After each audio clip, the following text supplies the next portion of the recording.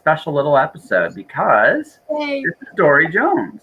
And Dori Jones is usually interjecting her comments on my Twitch, which is always good. I mean, that's what I'm honestly trying to build my Twitch, because I have the follower count. Right. Now I just need to get people to come on a regular enough basis so I can get to affiliate, so I can start getting subscriptions and stuff like that. Yeah, my brother has his Twitch, and that's actually one of the things he's working on as well. Actually, is his affiliate. I don't know anything about those things. So the way Twitch works is I get 3 people watching the show, I get a bunch of people commenting on the show, and suddenly I have my followers and my army, and next thing you know, boom! You know, I start making money doing the show. It's been kind of cool in the sense that I'm going to actually do something real quick while we're talking. I shouldn't be doing talking and no, you're. I was going to ask. I can see us on Twitch, and I know I shared that earlier. Are you on Facebook? Do I need to? You know what? I've been trying to. But unfortunately, for whatever reason, when Facebook updated, I can no longer seem to go on Facebook the way I did. Oh, okay. Yeah, which is weird, but it is what it is. Oh wow, I got a message from Sable. Okay. Well, yeah, and I think I started watching your live feed on Twitch because, not because I don't necessarily like Facebook or anything, but mostly because Twitch and YouTube, I find, have a faster feed. Yes, they do. They have a much faster feed. They're designed for stuff, whereas Facebook is like, well, we can do it too. Yeah. Right. We can do it too, and if you really want, right? But yeah, you probably shouldn't. Oh wow, I got very popular on here in the last few days. I gotta go actually check that shit out at some point. But I just promoted the heck. I just did a little quick promo of that. I got one more place to go, and it's like, let's hope it works out. Well, I just made sure my Twitch says what I'm doing, because that's one thing I learned. My brother taught me was making sure to check the box for share my activities. So when I'm watching you, other people can see what I'm doing. Exactly. So there you go. We got it going here. So sorry, but I just want to do my last little bit of promo here before we really begin. This is Doris Jones. Doris illustrates. As you can see, she's got lots and lots of paintings in the background. But I get the impression for you, because this was a how do I put this so delicately? I don't want to sound like I'm being judgmental per se, but you sound like someone that's kind of traveled a bit and probably up until very recently was looking for something to focus on. Is that accurate? Inaccurate? Am I travel in the sense physically traveling? I mean someone that just goes out and you remind me who you remind me of is I have a friend of mine, she's a massage therapist. Like you, actually about your age, give or take. She won't tell me how old she is exactly. It's kind of like one of those little secrets. I know she's older than me, but how much older is a magic question in my head? I don't actually know the answer to it, right? She refuses to tell me. But I have a guess in my head of how old she actually is. Right.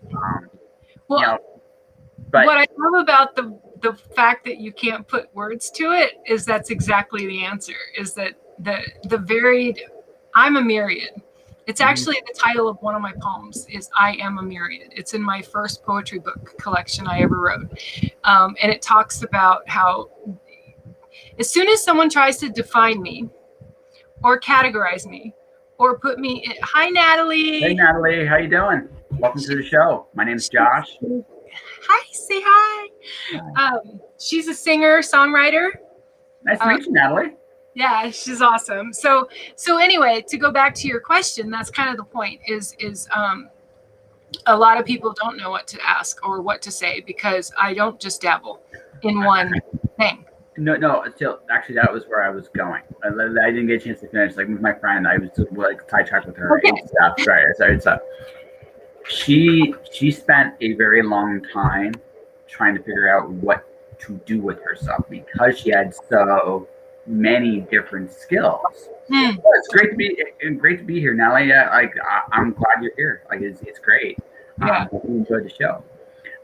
But what I'm saying is I get the feeling that up until last year, when the world went blah, blah, blah, blah, blah, blah, and kind of still is a little bit like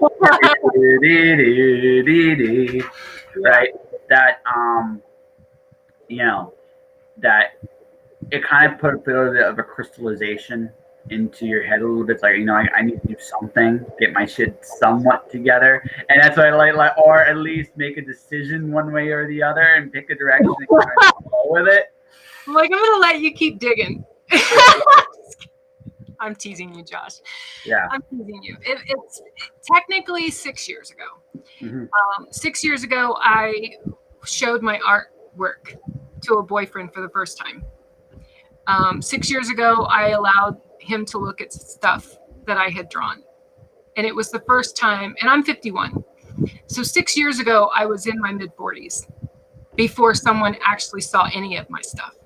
Because I was so closed off, shut down, and was not even willing to show any of that stuff to anybody. I coveted it for me, it's as personal as masturbating in public, to be frank. And that is the most clear way I can explain to someone why it took me so long to share any of my stuff with anyone. Oh man, I could go so many directions. I could cut right. I could ask some questions I may not want to know the answer to, so I'm not going to go there. Right? I think. Like, I don't know. How much do you? Honest to God, I've had some very interesting creative people come on my show, and they tell me anything you could possibly imagine. So I mean, that all said, I can still blush like a schoolboy. I still have it in me to do I that. won't do you. I won't do that to you. I was just, like the. Yeah. But that's where I was with that. And then I started, he was this really super mellow, low key surfer guy. Like you couldn't get this man to say boo, let alone raise his voice, right? Like he was like the perfect example of a California surfer guy. And he saw one of these pieces I did, and it was actually a piece I did of him. And it was the first time he ever raised his voice to me. He was that upset that I didn't share my work, or that I didn't show my work, or that I didn't do anything with my work. And he's like, what? And then and then I start bringing out all of these pieces, and I bring out all this work. I mean, decades of stuff I literally had in boxes, hid away in a closet. I came out of the closet 6 years ago. It's another way. Ladies and gentlemen, I came out of the closet. I'm an artist. Right. Oh, hey, guess what? I'm an artist. And, and here's another thing. I have all these notebooks of poetry. So going back to the other part of your question that I loved about your question was where you're talking about what to focus on or what to do and why I do so many different things. That is directed to my recovery. The fact that I'm in recovery, I've been in recovery for 10 years, and it's how do I say this? I put it in the long line of spirituality and God. I don't pick just one. My creator, my higher power, my thing today, what I'm using spiritually is going to change on a daily basis. It has. In the 10 years I've been clean and sober, it just has. And art is the same way for me. I can't do the same thing every day. I cannot. I will lose my mind if I have to do the same kind of art or the same kind of creative thing every single day. I can't do it. I'm not built that way. So, okay, I'm gonna go two directions here. We're gonna go two directions, and then I think I'm gonna ask the most personal question of them all. Go ahead. So, what were you afraid of? I know it's so personal to you, but here's the thing. Like the thing about all art, doesn't matter what it is. Yeah, we put a bit of our souls into it, but once it's out, like once it's on the page, part of it isn't yours anymore. No, I get it. I can answer this question. I know the answer to it. It's awesome. Yeah. So what were you afraid of? So art for me, writing poetry and the painting and all the things I did, they were trauma response things I did to things that were done to me as a little girl, as a little kid. And so growing up throughout the course of my life, it was this thing I did in private. It was the similar, like other people keep a diary of real information about themselves. I wasn't about to do that. I wasn't about to put anything real on paper. So the things that I had to get out to cope or to heal in whatever way I was doing it, didn't even realize I was doing it. It came out in poetry that I would fill up in notebooks. It came out in doodles. It came out in sketches. It came out in paintings. Very therapeutic. Very, very, very therapeutic. Long before I began now, like in the last 6 years, since I finally started showing it, created my company name, what you see behind me, the things that today it's a whole different story. Like today I'm willing to share it. But a lot of the reason why I wouldn't, Josh, would be like you were asking, it would be like someone asking to read my diary. Mm-hmm. That's what my poetry and my art was like for me.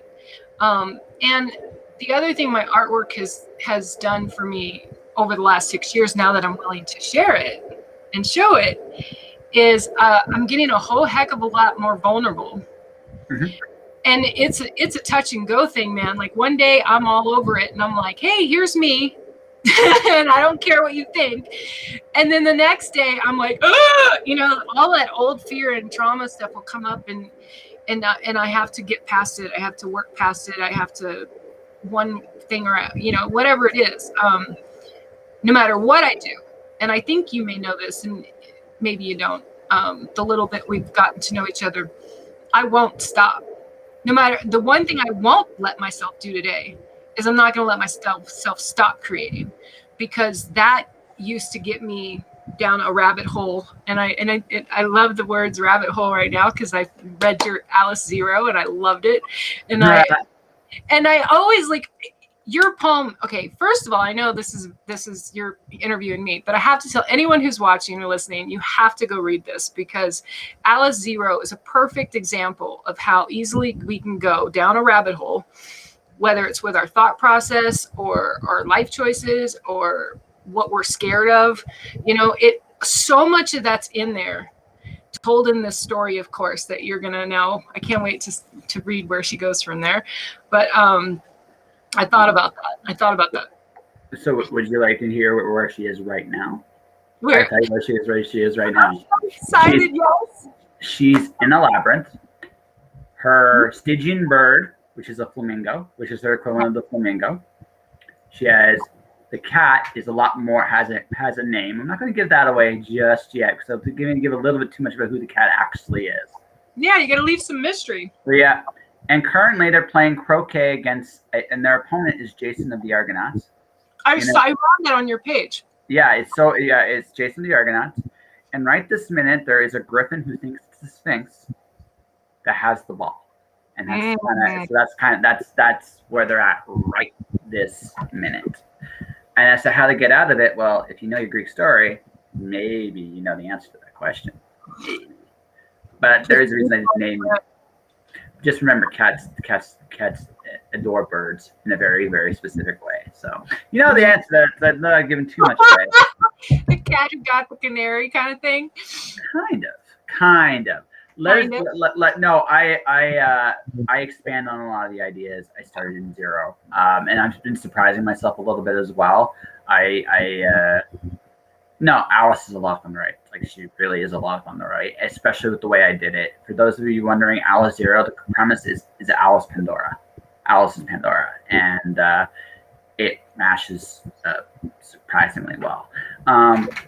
Well, in Pandora's box, the whole concept of it, I love, because it really can go anywhere when you think about it. And that's a perfect way to describe it. And it I don't know, kind of to personalize it a little bit for myself. It reminded me of my own approach to art when it comes to what I create and how I create. what I finally learned, so 6 years ago, Josh, when my ex-boyfriend loses his mind and raises his voice at me about how I'm not sharing any of this, I go and I literally gathered all this artwork that I had in my closet, literally in my closet. And I find 36 pieces, 36 unfinished paintings or unfinished sketches or unfinished this or unfinished that, 36 of them. And it took me about 2 or 3 weeks, but I finished every single one of them. Wow. There were 2 or 3 that I couldn't finish because I used to do my art on paper instead of canvas before I switched to canvas a couple of years ago. That was a whole other anxious, like scared fear thing, mostly because I had never worked on anything that big. Like to put something I used to just do on paper to try to put that on a canvas in a big way, that was a little intimidating. But sorry. I can kind of relate to that right now. I'm trying to actually draw someone, and the first sketch I really liked it, except it's too small to the page. Like it's legitimately just too small to the page, so it doesn't work exactly. So, right. And my second sketch of them, I didn't quite like it. I didn't quite hit it the same way. It's a bigger canvas. I'm still trying to figure out the right spots and angles on it, and Well, I follow this guy on Twitch who's like blown away. He like illustrated for Disney. Okay, like I can paint every day till I die, and I'll never be as good as this man. And I'm watching him. Oh, you're so sweet. I love you when you do that. You're just so soft. You're so sweet. So I'm watching him one day, and to help you with that, and it helps me, and hopefully this will help you. He literally, this man who used to draw for fucking Disney, had a little point of reference of what he was oil painting, and he had drawn quadrant lines across it so that he would know, no matter where that canvas is, no matter how big the canvas is, that what's in that quadrant on the point of reference should be in that part of the canvas. And that blew my mind. I'm like, oh my God, he just like solves so much of my issues sometimes when I'm trying to figure out size and height and depth. I think one of the biggest surprises I've actually had with doing illustrations is how much geometry is actually involved in it. Right? Yes. There's a lot of like art. Yes. Pardon me. Art is surprisingly mathematical. Like I was really, really surprised when I first started. It made sense once I did it. Right. Right. It's one of those things. It's one of those things where I just realized, like, oh my God, I have missed so much, and this was one of those. It's mathematical because of the size and all that stuff, but also even some of the color stuff. But hands. My very first lesson. I've done friggin' draws. Maybe I'll bring you back to do one of these where we just paint and stuff and show your stuff on the screen so people can watch how awesome you are. But no, I do this. Look, here's the deal. Okay, so I look at it like this. Everybody brings something amazing to the table, and one of the biggest things is we take for granted is what we do bring to the table. This show is somewhat about me. I have an ego. I openly mock it all the time, but I do have an ego, and I'm very honest about that. Artists need a little bit of ego. It's the truth. We don't want to say we're good, but here's the deal: you've put in hundreds, if not thousands, of hours of effort on the stuff you have behind you. That's a good point. Yeah, right? You give a shit. You really, really do. So saying you're good at it is not a terrible thing in of itself. Now, here's the difference, right? Right. I'm good at it, and my shit doesn't stink. That's the line. That's right. That's a whole different distinction. Yeah. That's the thing, right? You gotta be smart enough to realize when what you do isn't actually working. But it doesn't. But the thing is, it doesn't matter what the art form is. Mm-hmm. there's a competency, there's an unconscious competence that comes as a result of to just practicing doing it long enough. Even like now, like, okay, I only have about 7 months of drawing. Okay, I'm competent at it. I'm starting to think I'm actually getting good at it based on just my experiences. I like your drawings that you post. I think they're cool. Yeah, no, I think they're decent too. But I also think compared to where I started, like, my growth is still very visible. We haven't gotten to the point yet. We haven't gotten to the point yet where my growth slows down. Right? Not yet. When it gets to I know what you mean. I can relate to what you just said. Sure. Yeah. Like when we get to that point,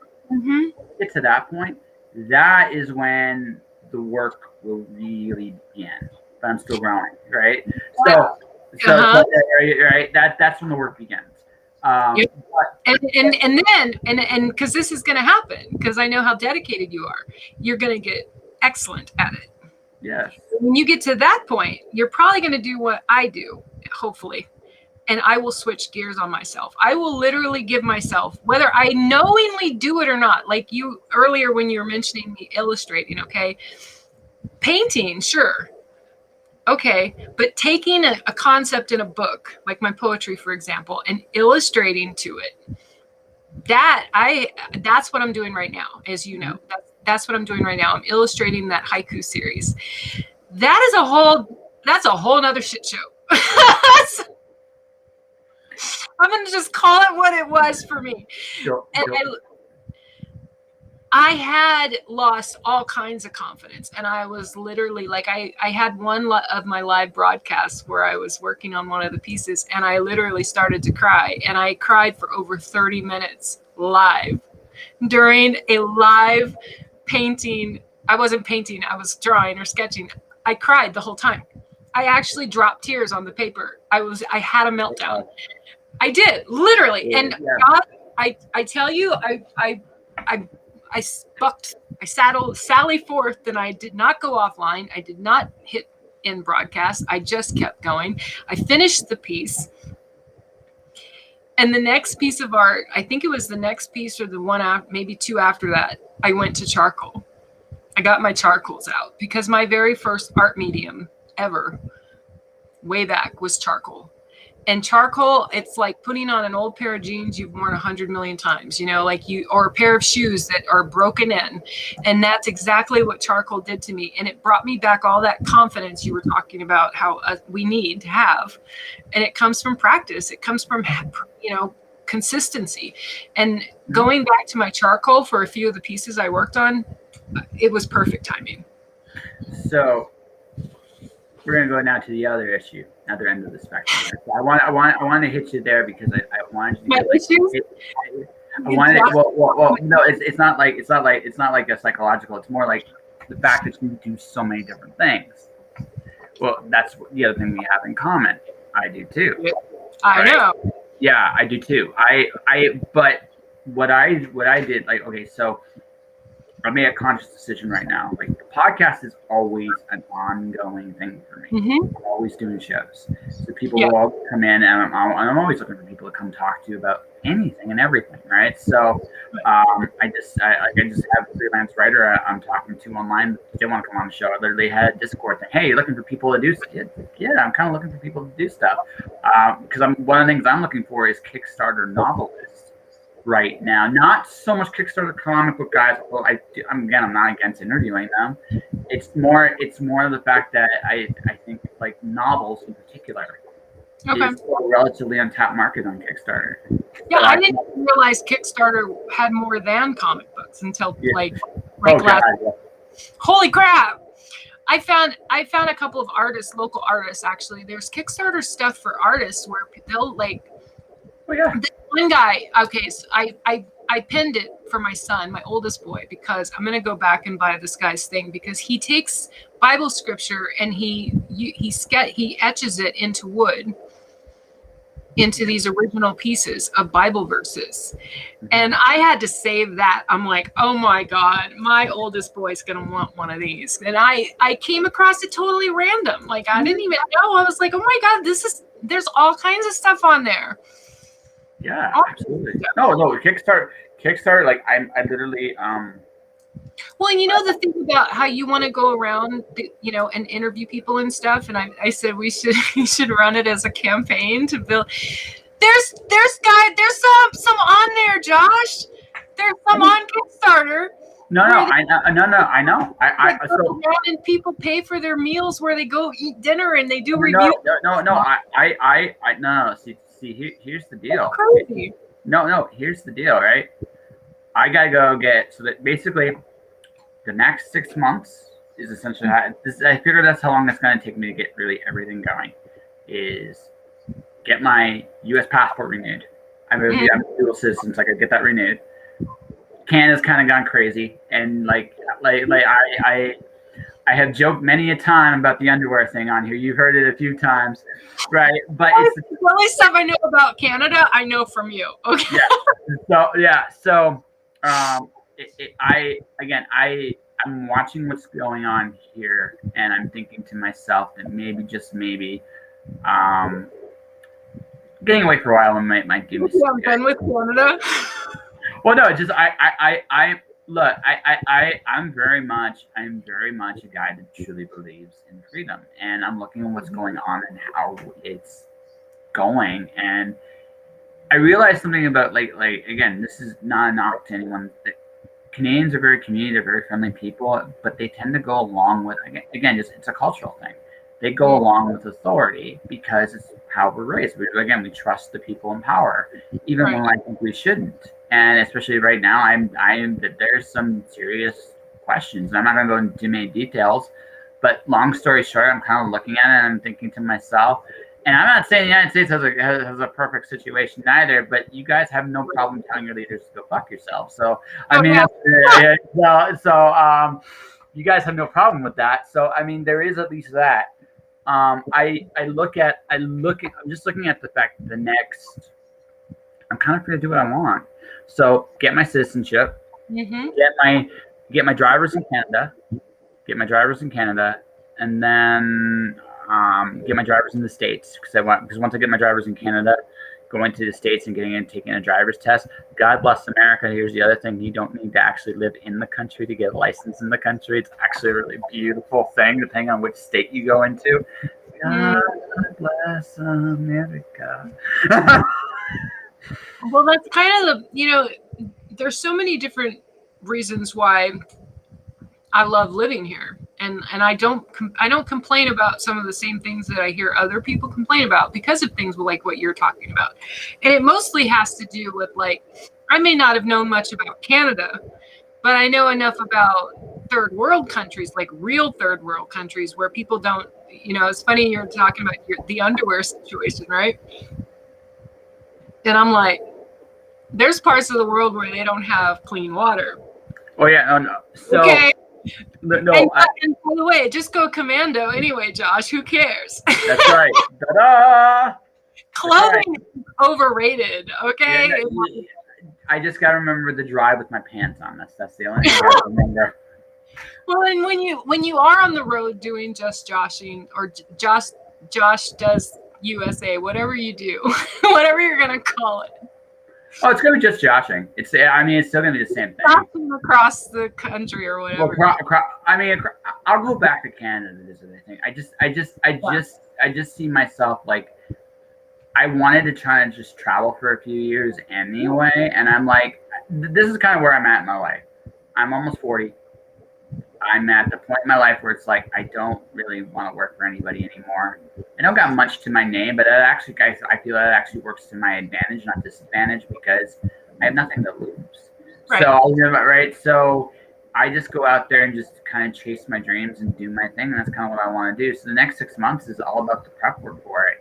And if I can't make it work here, I'll go elsewhere and I'll prep there. I don't care. Like that's kind of where I'm at in my life, and it's just like that's what I'm going to do. And that's it. And then I'm going to go off and do those things and still release books and do everything like that.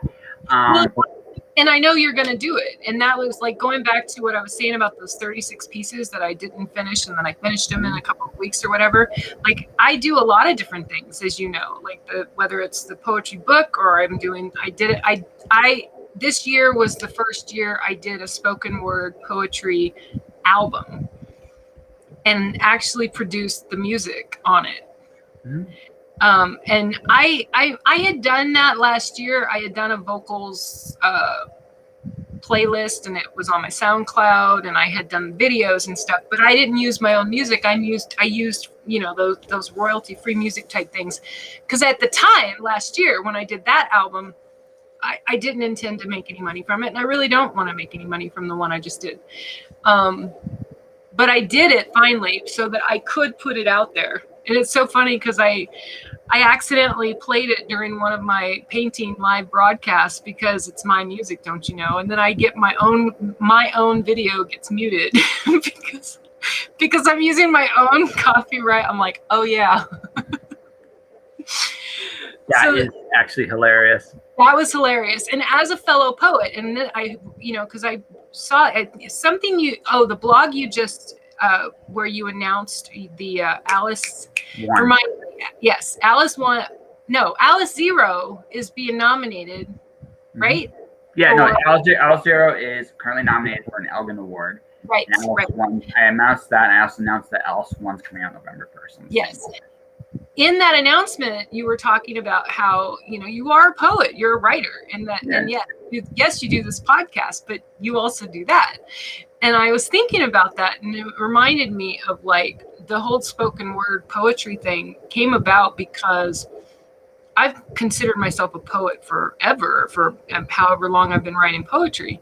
But it wasn't until this year, even though I had produced the Alves ones last year, it wasn't until this year I actually took performing it seriously. That's a whole. And yeah, that was in that I 100% credit to the poet Douglas Kearney. I don't know if you know him. I don't. He is a poet out of I think he's in St. Paul now. Like that's where he lives now. But he originated from LA. He was a professor at one of the colleges there, and he performs his poetry. Like he was on Broadway and he was a playwright and he did all this stuff. And I got literally like obsessed with him because I watched him perform one poem one time. It's called Show. And I lost my ever loving mind. I'm like, oh my God, I want to do this. And I did it. It soaked him up. I soaked it up. I soaked everything up I could find on him. And then, so when I did my album, when I went in to do it, I had Douglas cheering me on, even though he doesn't know it. So it's cool when you inspire people. Like it's really cool when you do. It's always an unexpectedly great thing when you do that. Right. And that's cool. Like my spoken word, my personal favorite spoken word performer is a friend of mine I've had on the show a few times, Miranda Krogstad. She's really, really good. She's super positive. Does she have a YouTube channel? She does. You can find her. I'm gonna have it. Yeah. She's very, very, very positive person. I really, really dig her. She's been on the show a couple times. She's really good. She's really good at what she does. She really, really is. And it's an art form. Like I think that the thing about poetry is, I think the interesting thing about spoken word poetry, it's kind of almost in the same space as rap. It's almost in that same space. It's just. That's so funny you say that, because the guy, this painting is of a rap artist, and it's because of him that I did my own music for my spoken word poetry album. Yeah, no, rap's poetry. I mean, if you sit there and think about it, it is poetry. It's got a specific beat and rhyme and rhythm to it. But I'm sure I'm sure poets everywhere don't want to hear the song "Cop Killer" as like an all-time classic. If you know that, if you don't know that song, don't worry about it. Right? I don't think I know that one. Yeah, it's pretty dark. It's pretty freaking dark, right? Well, some of the I'd probably be fine reading it or hearing it because Douglas Kearney, I got his book, and I get his book, and there's some things in there like it's dark, because he does a lot of social racism. A lot of his poetry is about social issues and racial issues, because he's a black man. He's an African American man. I mean, I'm probably, who Lord knows what's politically correct anymore. But a lot of it is about that. And one of his poems brought me to tears, because it's about being put in the back seat of a cop car and being racially profiled and all kinds of stuff. And Van, the man I was telling you about, he was someone who believed that the poetry, rapping, that's exact. Well, all songs, in my opinion, all songs is poetry. You know, do they always rhyme? Do they always follow the poetic whatever? No, but I believe anyone who's a songwriter is a poet. I agree with that. The reason I bring rap to spoken word poetry is because the line is just right there, right? The line is literally, right. It's not that different. Like a lot of times spoken word doesn't really have a beat, a chorus, right? You know, it's very, when you hear rap, it's usually not to an acapella, right? There's no acapella to it. Whereas spoken word, there usually is. However, they do cross the world. I do think spoken word poets should learn from rap and vice versa. I think. Oh yeah. I think the best rap, like my favorite lyricist as a rapper is Eminem. I love Eminem's lyrics. I love Eminem. Mm-hmm. Yeah. His ability to do entendre is so, like, he's so far ahead of the curve there. Like the fact that he can go so many levels with just one sentence is incredible. But the thing with that, the only thing with him is, I like him at his best when he actually is saying something. Because when he's actually saying something, he's really good. When he's just clowning around, sometimes they're really good. But my favorite stuff of his is stuff like The Way I Am, The Darkness was really good. It was most recent from one of his more recent albums was really good. Right? I think Mockingbird, his song with his daughter, is really, really, really cool. But have you heard Godzilla that's on his new album? Yeah. It has that really long segment. Like there's this really long segment where he's rapping and he just goes and goes. Oh yeah. And goes and goes. Yeah. And you're like, come on, take a breath, breathe, breathe already. He's showing off, right? But but the thing, because this is what he does all the time. Again, a master of what he does. And the thing about him is, right? I look at someone like that, and I look at someone that's doing things along that line, that nature, that style. Right. I'm like, if I'm a spoken word poet, what can I take from this arena? What can I take from rock and roll, pomp and circumstance of rock and roll? Because I think one of the big things about literature in general is sometimes we're pretentiously dull, right? And I think when I look at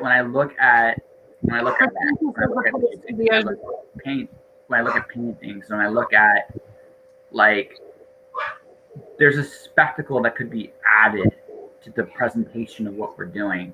Like, I'm talking me as a novelist, me as a poet. Like, there's a pomp and circumstance. It took me a minute to understand what you were talking about, but I get it. Yeah. I get it. Because, like, Van told me one day, he asked me if I could sing. And I said, I can sing. I'm not going to sing. I sing in church. Okay. That is when you're going to hear me sing. And he was being a smartass when he said it. And he goes, well, you know, spoken word poetry is the gateway drug to singing. Which is funny about, like, it goes into what we were talking about. Well, yeah, about because spoken word poetry being very akin to rap. And I'm like, and he says that to me, and I'm like, I'm not singing. But you can rap and put like a gangster hat on you. It's like sunglasses. It's like, yo, DJ Doris. Or actually, the double DJ, right? Right? And the world's like, of course, perfect irony, because this is how the universe works in my life. I don't know how it works in yours.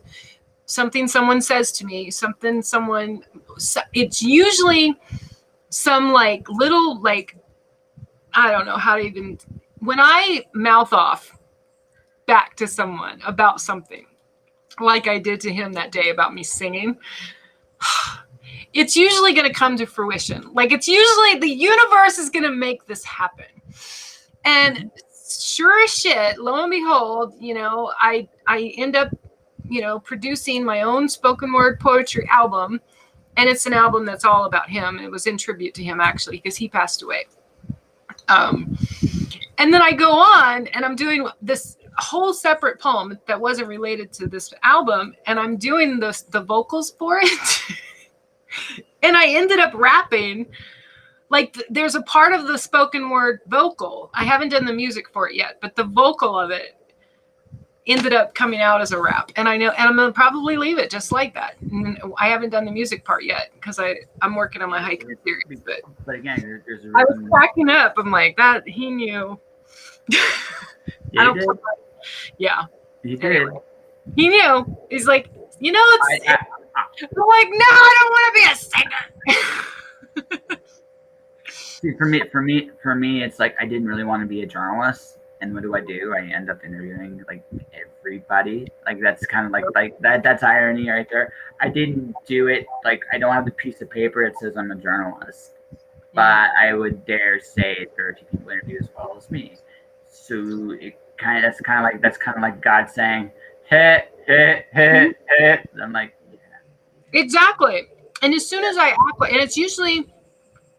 It's just a universe thing, I think. And it's usually, it comes after I have mouthed off or I have acted like nah, that's not me.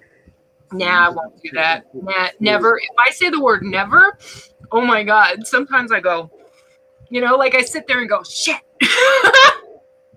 No, see, I don't say never. That never, right? Like, don't do that. No. You see, I don't say that. This is what I do. I don't say never. I negotiate. I negotiate.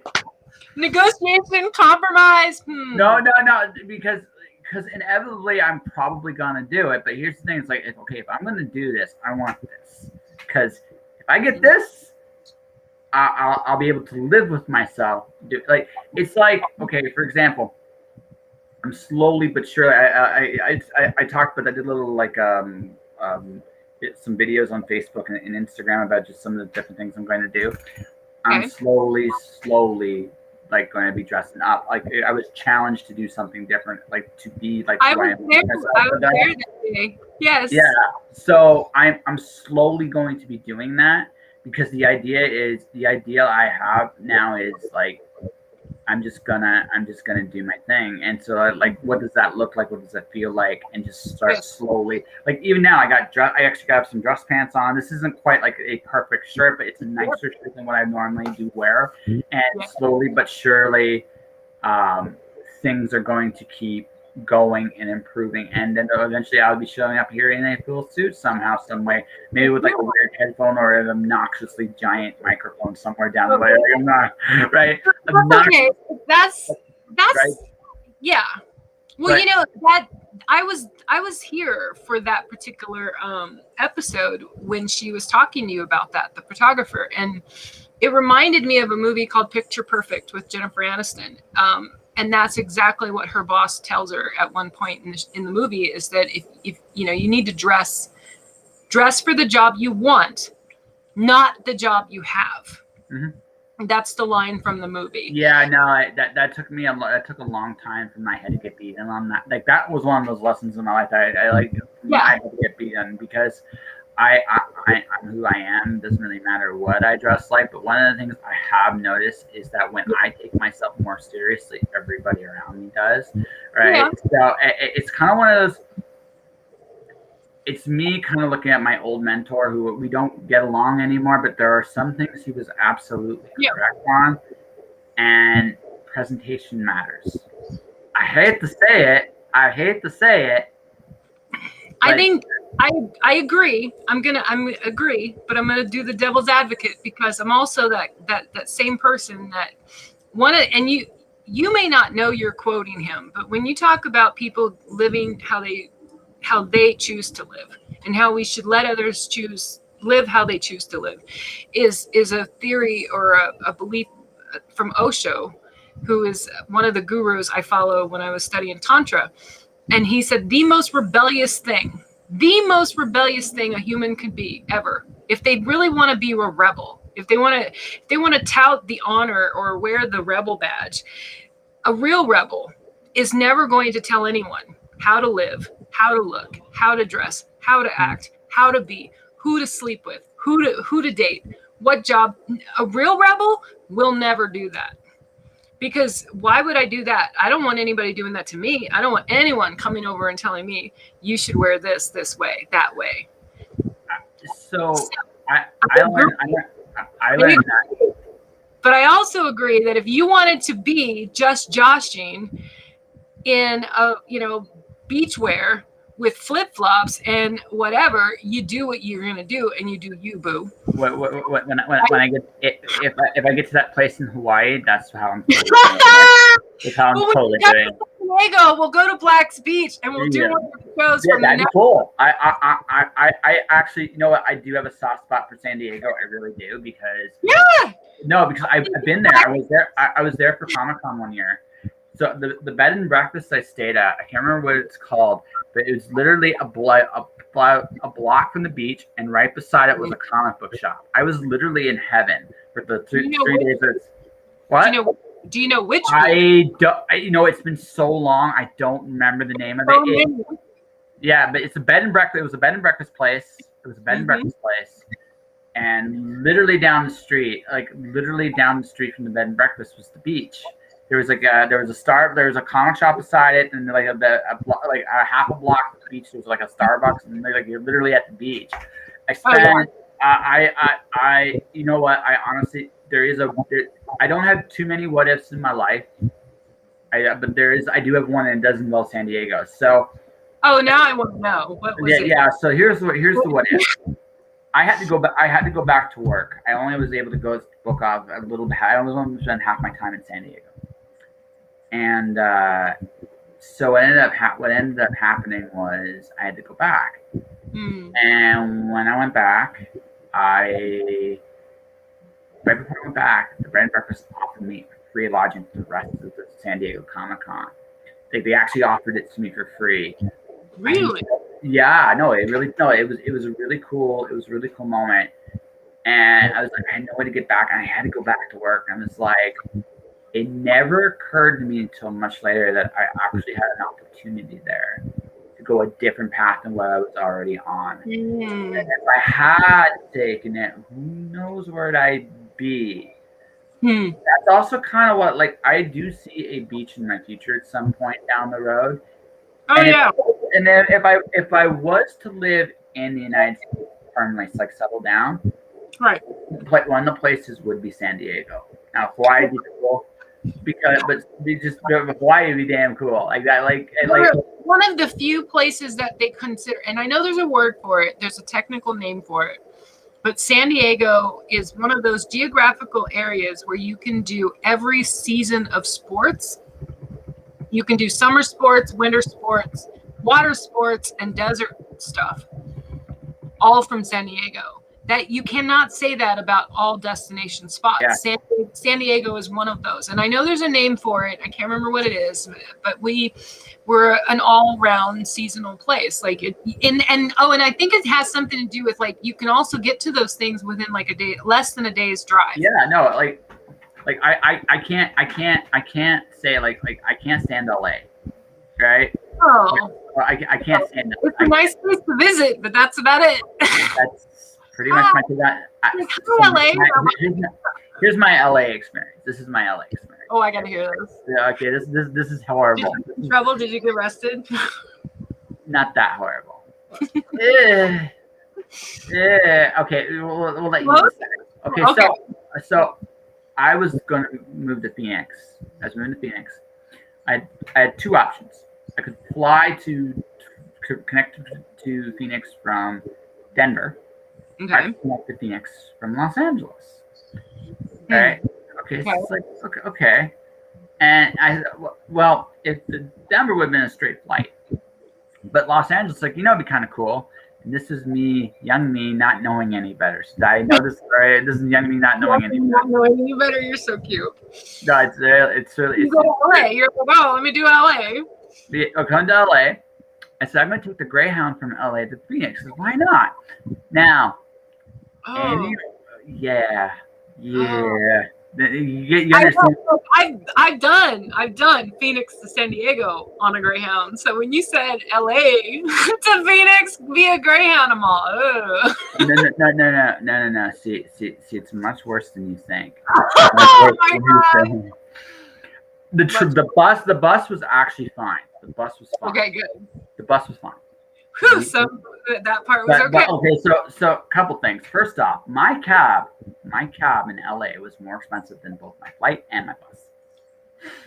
Whoa, I can believe it. Yeah. Now I have a discount when I fly, but even so, not that much of a discount. It was eye opening to say the least. Wow. The other part about that was so the Greyhound station. Well, let's just say the neighborhood it's in. I was not leaving the Greyhound station, and also what part of LA? What was this in LA? The Greyhound. Yeah, oh no, it's in LA. It's like totally in LA. Like it was the cab driver was giving me warnings coming into the neighborhood. So that's already told me it's like, oh, this is not good. This is not good. Because right, no. So you show up. I'm looking at the neighborhood. It's like I'm looking at the gentlemen that are outside this place. And don't worry, there's some LAPD undercover people here. They'll make sure no one kills you. That makes me feel better. Alive. Yeah, that's like I'm living through this. You don't know what's gonna happen to you, but you'll probably be alive. You'll probably be alive, yeah. And then the other thing, the one piece of advice he gave me that I didn't need, because again, my dad's from Detroit, so it's just like I knew this.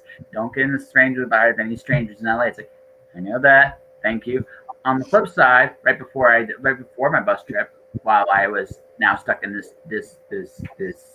place eating food, where a lady it's like, don't you hear anything about LA? I said, LA is advertised so much nicer on the outside than on the inside. Once you see that view of LA, you never quite. I always judge a city by how it treats its poor, because that will tell me everything I need to know about that city. Yeah, LA is a very yeah. On the flip side, do we have a city that treats their poor well? Better than others, yes. There are. There probably are some. I know San Diego is not one of them. Yeah, no, but just go and say no. It's degrees of difficulty, right? That's usually the big thing, right? So in LA, for example, I can get a gold necklace for $20, no tax. I'm not going to ask any questions where that came from or how that got there or how real it is, but I can do that. Of New York, like when the one time I went to New York, when I went to Chinatown, it was like that. You could get anything you wanted. No, and nobody was asking you nothing. No. You don't ask those questions when you're there. You don't want that answer. Take your and your product and don't ask. Shut up. Yeah, just like that. So I mean, that was my LA experience. So San Diego, I liked much. Actually, I can honestly say this: I like the rest of California much better than I like LA. Right? Yeah. Almost all of it's better. Actually, probably all of it is better. I'm sorry, anyone that lives in LA. It's just not my city. It's just not my city. I can't think of anything that I've ever really done in LA. That I can think of one thing that would get me to go back there like that. I love baseball. I'm all about baseball. I have stand-up comedy jokes that are so graphic I will not share them right now. And they're all about baseball and oral. I'll say that. I'll leave it at that. I'll leave it at that, Josh. But anyway, there's people out there who have such big sticks up their tushes, and they're so big. They're such prudes. I've had 2 of those baseball-related stand-up jokes get me unfriended and blocked. Oh, people block you for the dumbest reasons. People are crazy.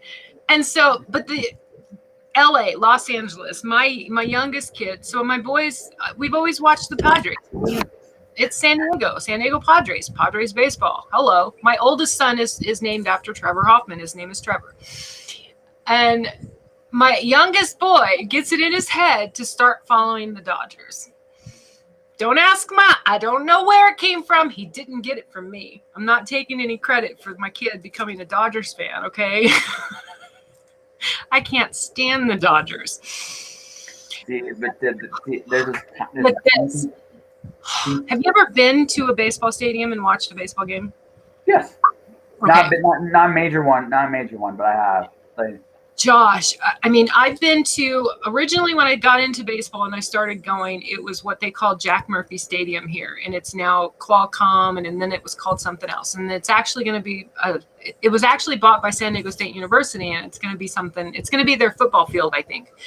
Well, anyway, now we have Petco Park, which is amazing. It's a brand new baseball park. Well, I say brand new, but I think it's been around for a couple of years now. But my kid gets into the Dodgers. And so when we do vacations, we do staycations. I can spend way more money staying local, and there's gazillion million things that we do or can do here. We don't need to travel. So I take my kids to LA to a Dodgers game, and we go see the Padres play the Dodgers in LA though. And the Dodgers Stadium isn't the oldest stadium in the Major League Baseball League that's still being used, but it's one. I think it's either the second to oldest or something like that. I can't remember.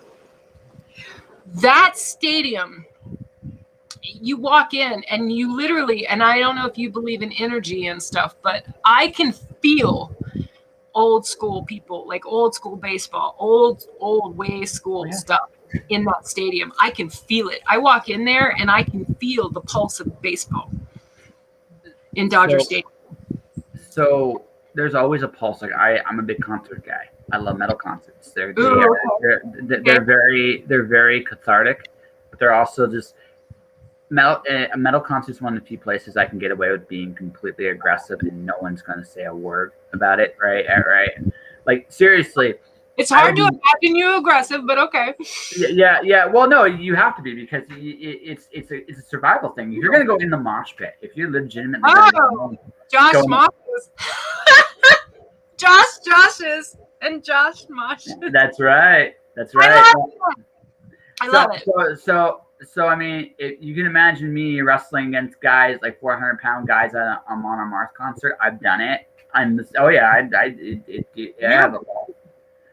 I enjoy it. It's that's because, right. Yeah. No, it's because it's hot, Josh. I'll tell you, it's kind of hot. It's the German Viking in me. See, that's what it is. It's like it's the Viking. It's my inner Viking. It gets to come out and play at a concert like that because if I how do I put this? I like being. I'm a great, nice guy, but I know where to healthily take out my aggressions on things, right? And that's a place you can do that because metal shows have this like weird, very interesting code of honor, right? And the first bit of it is if someone goes down, you help them up. It's not about that. You fight for your right to be wherever you're supposed to be. Isn't that right? Especially in the pit. Like if you're not in the pit, you're not battling anybody. But if you're in the pit, you're it's a battle because wherever you end up, you end up. So it's one of those situations where you elbows, you're getting hit from all sides, you're pushing, you're shoving. There's no punches being thrown. The only thing I ever got really mad at was somebody actually gave me a kidney shot. I looked around and said, "You do that again, I drop you right here." I actually said that to him. He's like, he backed right there. Yeah, that's dangerous. Well, no, it is. It I is. work in healthcare, as you know, and like that, you can kill someone with that. Oh yeah, no. I turned around and let him. You do that again, I drop you. and he backed the Wow. heck up, right? So, all right, and it was just like, but besides all that, it was just, it's just, you get your aggressions out, everybody's having a good time, you're listening to music you don't fully understand, and it doesn't really matter because it's the energy of the place, you're feeding off that. Yeah. I come out so sore. So the way to imagine me, to make this immediate, imagine me like I'm like a pressure cooker. Every once in a while, I have to let off the steam, like you got steam out.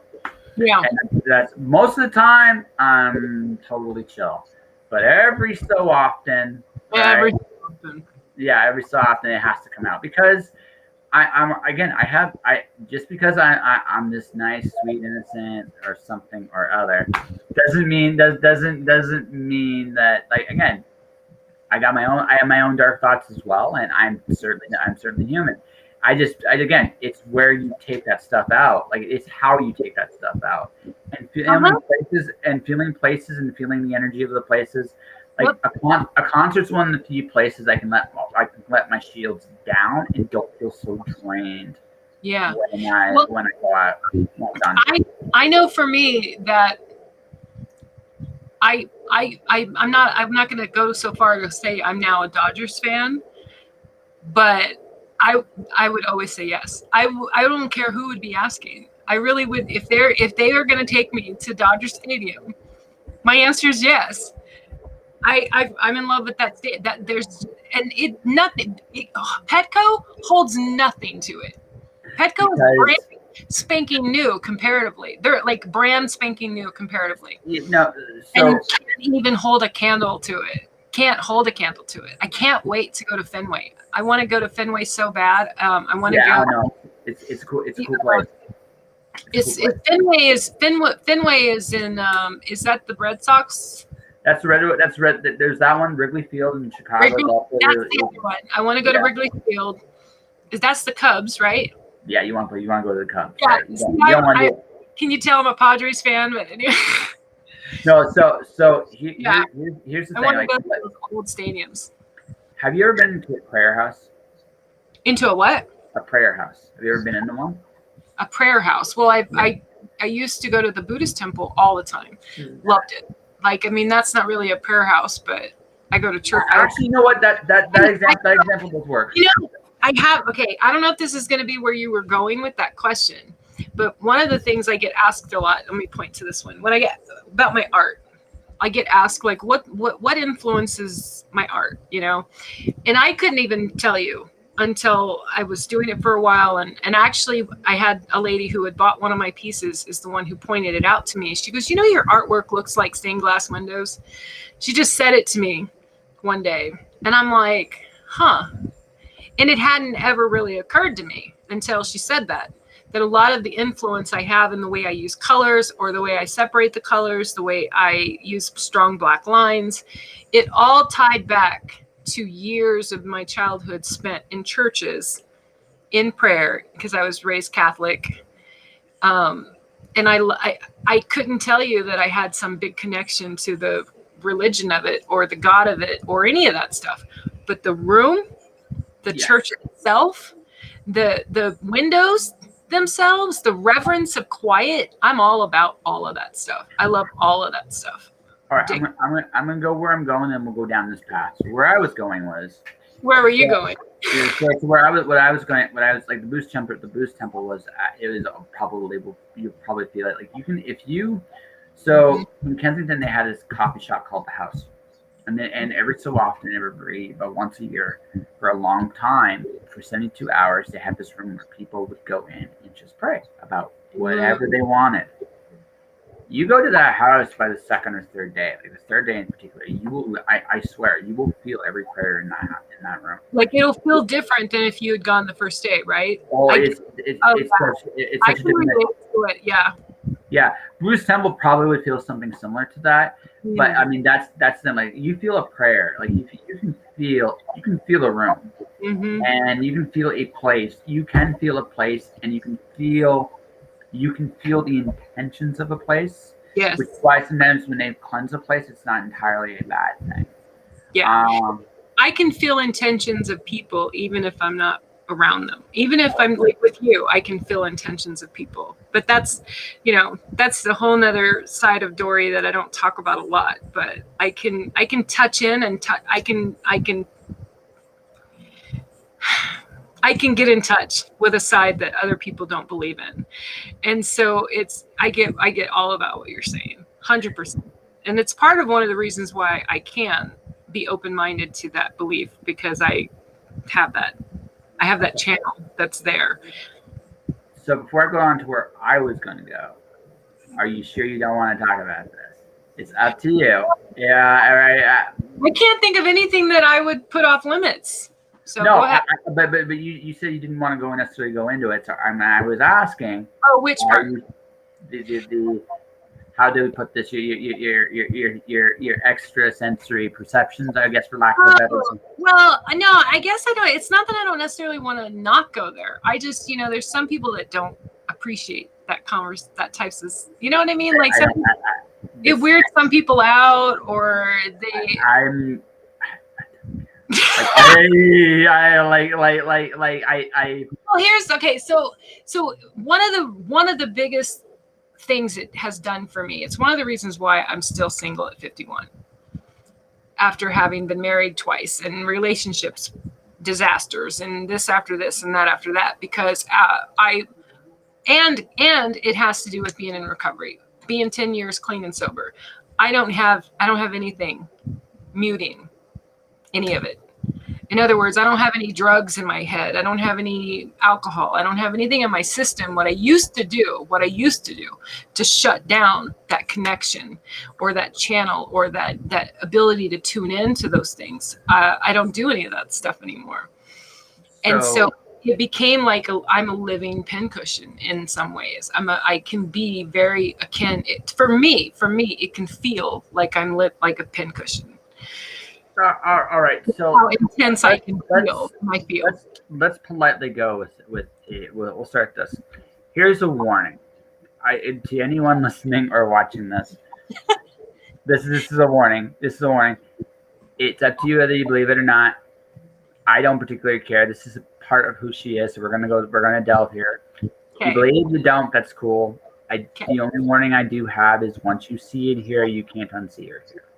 And there's a warning. That's the warning. Up to you. We'll probably skip ahead about 10 minutes. We'll talk about where I was initially going with this and why I never asked the question. Actually, and to where I am going is why I never asked where does your work come from. And I do have an answer to that question. But for you, here's the thing. I'm going to guess in your particular case, you're empathic, highly empathic. Yes. Okay, so here's the intuitive empath. Yes. So it's crazy. It's good. It's not crazy. A psychic intuitive empath is kind of the culmination of all of it. I terrify some people because of what I can see. There's one friend of mine right now. She's going through a very hard time. She is deliberately avoiding me because I will call her on her bullshit, and she wants the bullshit for a little while longer, and I'm good with that. It's not what I'm here to do, right? But I know for her, she likes having her when she doesn't want to deal with certain things. She doesn't want me there because I'm going to give her no choice but to look at those things, right? So, here's the thing. This is why I'm still part of the reason why I'm still single. Part of it is I had to unlearn some stupid shit too. No, because my family has a long history of painful divorces, at least on my dad's side. And I grew up with my dad's side, and I had to go through my own relationships kind of realize that at least a little bit, I had to understand my dad's fears of relationships. He's afraid of them. And the reason he's afraid is because ultimately he's afraid that as badly hurt the first time, he'd be afraid he was going to get hurt again. Yeah. And I had to recognize the fact that in my case that something I still would like to explore more so for me, because it's an adventure everybody needs to go down. Mm-hmm. knowing full well that there's an equal, if not greater chance that I might fail. I'm not gonna say greater, but there's as much chance that I'm gonna make some of the same mistakes he did. Although I don't think I will, for one very simple reason. It's because I don't have the same limitations he has. I understand. It took me a long time to understand my mom's perspective on my dad. I understand it. I'm not saying I agree with it fully, but I understand it, and it's something I recognize with him that, and I say this to him as a human being. We all have our flaws and we all have our shortcomings, and Mm-hmm. with the best of intentions, he has some shortcomings on that at least for my mom's case, made a relationship impossible. But I do think he's cheated himself. And this is just my own honest assessment of my dad. From finding a relationship. But the other side of that too is he's empathic too. Yeah. Here's the issue. When you are an empath, you see more. Because you see more, the natural tendency is to cope with what you see. You shield yourself more. You know how badly a heart can be broken, and because your heart can be broken, so and honestly, although it's not, when an empath gets really hurt, it really hurts. It's very, very, very hard once it's been broke, once the heart's been broken, for someone that can feel all these emotions to actually let them in again. And the really tricky part too is that's work on yourself as well, because now it's no longer a question of just trust on the outside world, it's trust on the inside world. Why did my heart do this? Why did I follow this path? Was I crazy? Was I stupid? Was I this? Was I that? And the fact of the matter is, it may not have been any of those things. You took a risk, like everything in life, and nothing is guaranteed to work. It's no guarantees, and that's one of the hardest. That's one of the hardest things about it.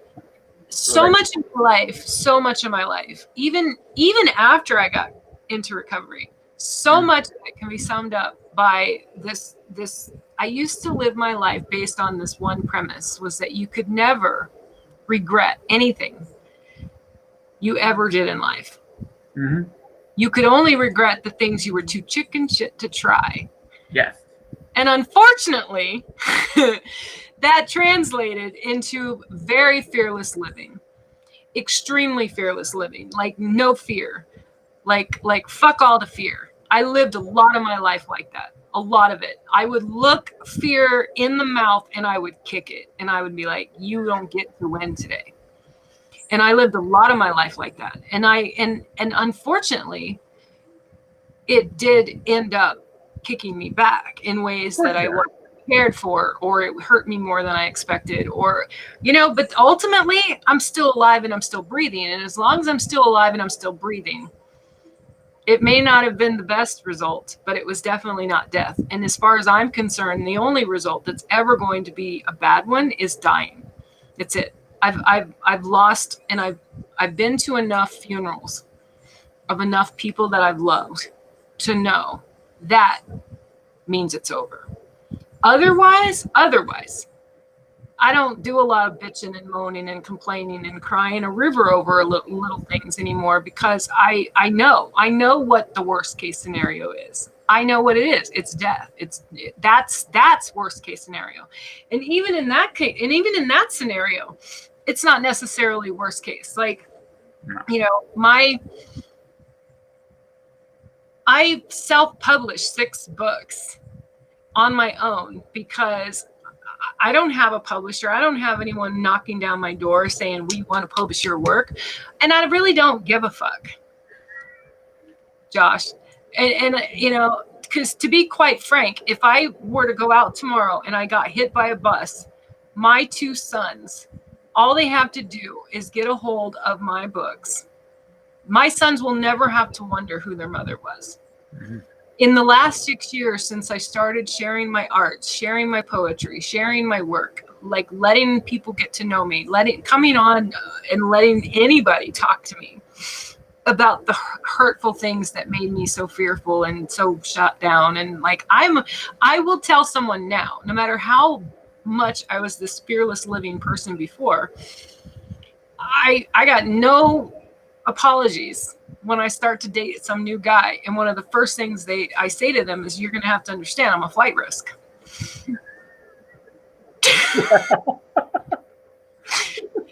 I'm not even trying to really tell a joke, Josh. I was like, no, but that's like the truth. I had a 2-day relationship just last week. I know. I watched. I was like, he's like, what happened? I saw it happen. It's like, it seems kind of spontaneous. We'll see what happens. And then I watched it crash and burn. And I'm not gonna lie, there was a small part of me that wasn't surprised. And it didn't really crash and burn. I just don't put up with bullshit. Seriously, like for real. No. I just want a question before you go. I get that. No bullshit. I can respect that. I totally do. Okay. All right, but here's your question. Mm-hmm. So this I think that I'm gonna invert this the other way. Okay. Because there's a tendency when we don't succeed at stuff, and you're not by any stretch struggling with relationships there are a lot of people that don't have any good answers there. Yeah, and I don't need an answer. But one of the things I've learned in my professional career, which I do apply even in a lot of my personal stuff, is this: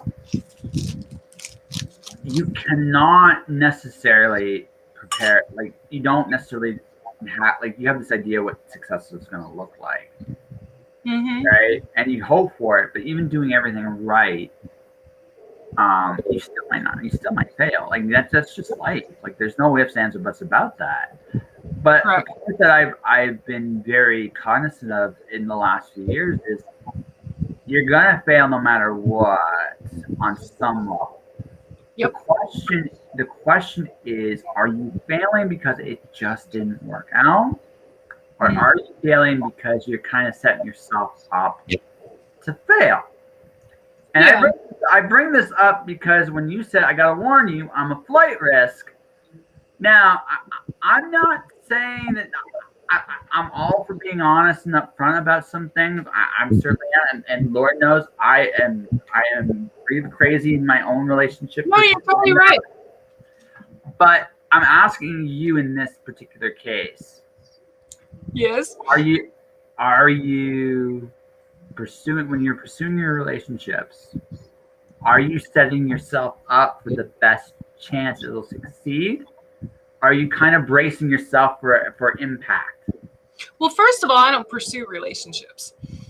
Okay, first of all, let's get that straight. The last 3 men that I had any kind of relationship with this year, actually, I've had 3 loves of my life. It's not even July. Give me a break. So anyway, that's one thing. But I didn't pursue those guys. Not a single one of them. I really couldn't care less.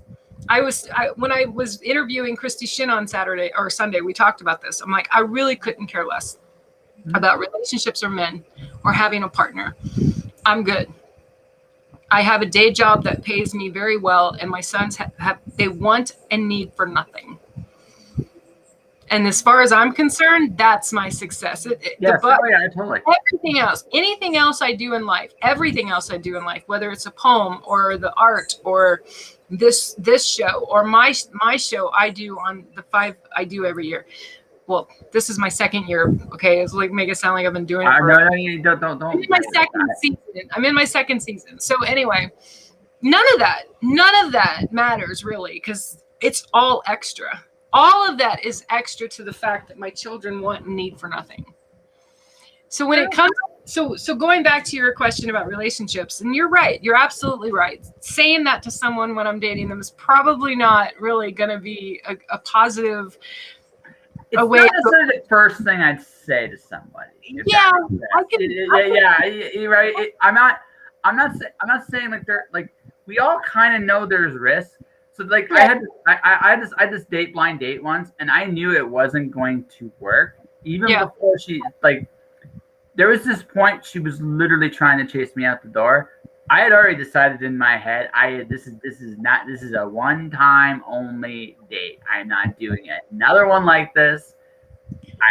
I'm cool that I met you, but when she started saying stuff about split personality disorder and things like that, I'm like, she's trying to make me run out. Okay, I gotcha. Yeah, I gotcha. Yeah, I'm not going to date. Don't worry. This is literally one and done. But when someone's starting to tell me these kind of things, my natural inclination is to kind of go, do they really want this? And again, I'm not. Again, I kind of get where you're coming from, but the reason what you're saying, I can't speak for her. Yeah. But I can tell you that I'm very honest and upfront about a few things about me, because I've had it happen where I didn't say something or I didn't share something, and they're taken by surprise by it. And I have zero interest in letting any man get emotionally invested in me if he's not okay with this or that or this or that. Like, and that's totally fair. All I'm saying is I think there's, I'm not gonna say necessarily a middle ground to that. Maybe there's more diplomatic approach to that.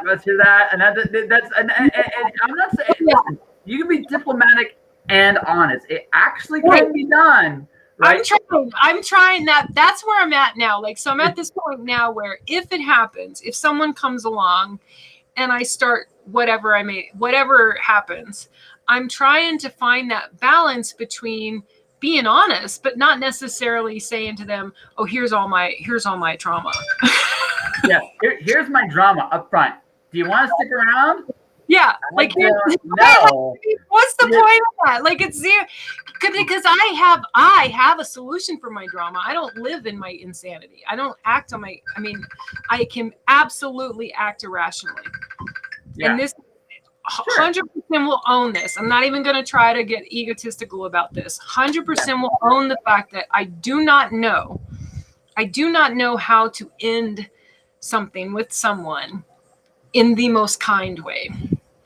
I tend to be like, we're fucking done. And, and like, cause I'm trying to figure out, like, I'm trying to figure out how do I extricate myself from this person that they've either did this or they've said that, or they're hurt my feelings, made me cry.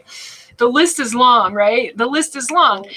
And I'm still trying to learn how to extract from that without leaving scars in the person. And see, I think there the truth is actually the best. But I mean, again, it's not what you say, right? It's how you say it, right? Right? Yeah. It's like yeah. No, this is just me just kind of listening to you. It's like, because here's the thing: if someone says, "Here's all my drama up front," there's a very tiny part of me that doesn't really believe them. Not because I don't believe that the drama isn't real. It's usually like, okay, I usually tend to think that, much like everything else in life, we go for our best impression on the first date possible, not our worst. So if I see someone going to me and go, well, here's my trauma up front, right?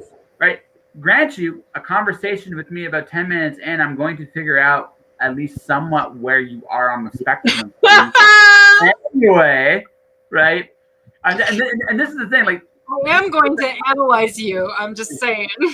Well, no, it's not even analysts. People give themselves away, like they do all the time. So it's one of those things. Is like expression: you give them enough rope, they'll hang themselves. Yeah, no, it's true. But I mean, it doesn't necessarily mean it's like this is bad stuff. What I'm saying too. Yeah. You just gotta pay attention to a person. You pay attention to a person long enough, you'll figure them out. At least a little bit of what makes them tick, because no one's so. But yes, wait. I do not want to be around the person so OCD enough that they're going to dictate every little nuance of their behavior. That person is a nightmare, and I don't want anything to do with them. But most people don't want to put that much work in. So most people they'll show you. Give them enough time, listen to them speak, watch what they do. You will figure out some of this stuff out. So when someone goes to me, here's my trauma, I'm like, oh shit, there's going to be even more than this. in the back. Do I really want to do this? Right? No matter how much I think he might be hot, there's a point on that. It's like I might like this is the first warning to bail, right here, because it's to have a conversation, get to know the person, see if they're actually are they going to click with you, and then it's like you know what? Let's see. Let's try showing some. I'm sorry to interrupt you, but I had what I did get to learn from 2 of the relationships I had this year, because they were fellow creative people who I had never really dated before. I got to learn that part of the misperception that people had with me was what you and I have already talked about, which was the variety of my art forms, the variety of ways that I express myself creatively. I do stand-up comedy. I'm a painter. I'm a poet. I'm now doing the spoken word stuff. I'm illustrating this haiku series. I've got and on top of all of that, I have this whole other world that I mentor to women and men who have been sexually traumatized in various ways, and not just sexually, just anyone who's been abused. I have suffered, and I am a survivor. And so I get to mentor those people, and because I'm Diva Dori on my Diva Daily Living page. And one of my books is a meditation spiritual book for women, specifically for women. And the next book I have, it's it's pretty much written. I have like 3 or 4 books pretty much written. Like working on, well, as you know, I'm working on the haiku series right now. But anyway, my next Diva book is going to be for men and women, because this last year, not the guys I dated, one of the guys I dated did touch on the fact that my stand-up comedy. So if you and I were talking about Dori, the Amazon Beauty stand-up comic, that's a shit show of anti-dating, anti-men. It comes off as male bashing. It comes off. I had one person message me and go, "Why do you hate men?" And I mean, like, that's the attitude that someone will come at me about when they come at me from if all they've ever done is followed my comedy. Their perception of me is going to be very different than the woman they find sitting in front of them, because my stand-up comedy is about making fun of the stupidity of a lot of that crap, a lot of the stupidity of not just men, of women. Oh my God, a lot of my comedy is in making fun of my own bullshit. Okay, a lot of it is making fun of my own bullshit, and so I've had to learn with someone who may find me, or like one of the guys I dated this year, and I'm just going to leave names out of it so that nobody, Yeah, it's probably a good idea. Yeah. Probably a good idea. It's just that's where he found me. He found me in the comedy world. He found me in the Twitter world, and that was his first exposure to me as a person, and that was not who he ended up in a relationship with. And there was that dilemma or that conflict, or he had to learn, or he had to understand. Oh, and it was okay. It was not the end of the world. It wasn't whatever. But I have had to learn, or I'm getting to learn, going forward. Okay, one, I don't pursue dating. I have to pretty much be beaten over the head to even have someone get my attention. Like I was telling Christy Shin on Sunday, like I barely even notice them. Like most of the time, I'm not the one going out looking. It's very, very, it's next to impossible for me to get my head turned. But when it is turned, and this is what I was telling her on Sunday, is that when my head is turned and someone does get my attention, and then they wake up that part of me that's still a romantic. I'm a freaking romantic poet. My poetry is romance. That's my genre, for goodness sakes. My favorite poet that I followed obsessively long before Douglas Kearney is Michael Xavier. I don't know if you've ever heard of him, but he's an underground LA poet, and he worked with I think he studied under Charles Bukowski. He's a fucking genius, and he's a romance poet. And I love, like, that is who I aspire. When it comes to my poetry, that is who I aspire to be. And that girl, and I'm talking about me.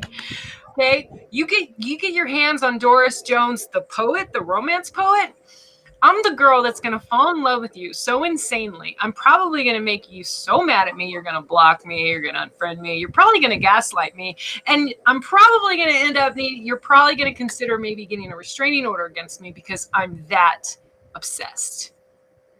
Because I don't fall in love. I don't get attention. I don't have my head turned. And so when I do, poor pity is the fool, or poor is the man, or whatever you want to call it. I'm the poor guy. I'm just saying. It's just like I said. I mean, I certainly don't have all the answers dating as well. I mean, that's fucking what I know. But no, I don't. Like, I fully admit, like this is an area it's really hard to find a date in a pandemic. I'm just saying it's kind of really hard to find a date in a pandemic. It's like, hey, how you doing? Matt, like we're still wearing masks up here. It's like it's a little awkward. It's like, hey, you wanna go nowhere and do nothing? Yeah. And I, I'm gonna put my diva Dori hat on for a second and just reassure you, Josh, that you're what we in my generation would call a unicorn. Yeah. Okay. I'm sorry, and no offense to anyone who's watching who's under the age of 30, but suck it up, man. Like, these fucking snowflakes are fucking pissing me off. And men, sweet men, good sweet guys, do not get, and that probably has gone back to the old times of whatever, about how the nice guy always finishes last, or whatever that saying is.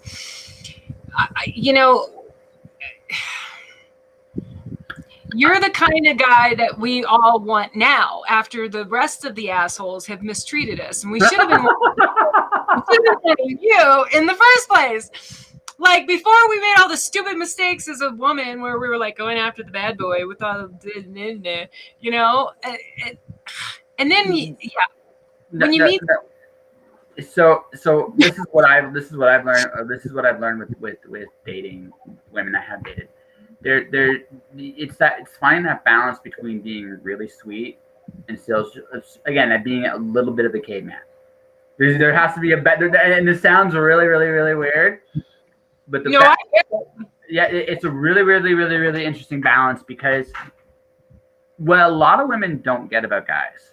This is the bottom line about men. Men have to respect you. 100%. Period. If the guy does not respect you, it's over. 100%. It's done. So here's the balancing act I kind of play when I do try dating. It's come strong enough to be assertive, but not so strong I terrify, and still be gentle enough. It's a really, really tricky balance, because every woman's a little different, right? Younger women tend to think they want the brute more than they want the sweet guy. The truth is, they want the sweet guy. They have to figure that one out. The older woman wants the sweet guy, but they still want a little bit of that brute. And then, right? Sweet guy, they end up with a Peter Pan who thinks they want mama. Mm-hmm. We got no interest. Well, it's not that it goes the other way. See, this is what happens too. When you guys get older, you gotta have a man you can respect as well. It goes both ways. Right? It goes both ways, right? 100%. Right. So because my friend and I talked about this very thing. Mm-hmm. I'm not even gonna try to sugarcoat this. I'm old school. I've been called sexist. I've been called anti-feminist, because I'm a woman. I was made to make babies. That's what I was built for. Life presented me with a world where I had to be alpha. I had to be alpha, and I have to live alpha, and I have to take care of this, and I have to take care of that. One of my stand-up jokes is like, and this is based on a true actual conversation, where someone's like, well, why don't you just go be a lesbian? And I'm like, have you ever tried to bathe a cat? No, I got no interest. I got no interest in women. I can't even find a man enough to be the man for me, let alone a woman. I'm sorry.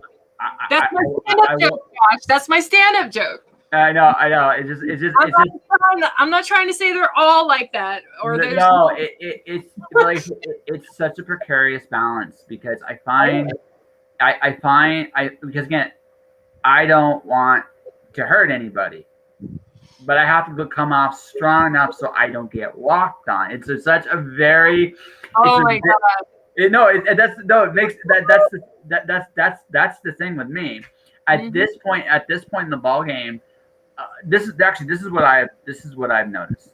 As I've gotten older, I've turned a lot more heads, and that's because and not just older women, but younger women too. I've hit that wonderful age where, like, I can 25 and up, I can pretty much date them all. It's a beautiful, beautiful spot, right? I'm being very straight up, right? It's very. I'm laughing because it's fucking true. Yeah, straight up.